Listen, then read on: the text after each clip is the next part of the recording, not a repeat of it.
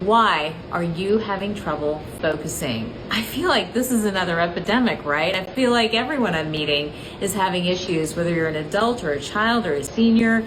Focusing seems to be the hardest thing right now. There are a ton of reasons for it, but I'm going to break it down into where I think you can act the most quickly. The number one is food quality. Our processed foods, food chemicals, additives, preservatives, too much sugar, too much salt, too much alcohol. Well, guess what?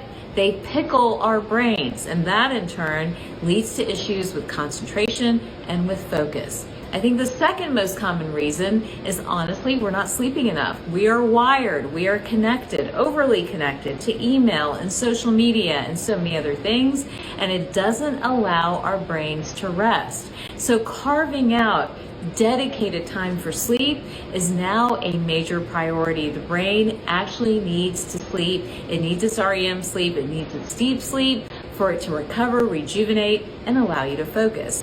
And last but certainly not least are the nutrient deficiencies that lead to trouble focusing. Being low in B vitamins, being low in healthy fats, low in protein, and low in magnesium are nutritional reasons why you or your loved ones might be having trouble with focus.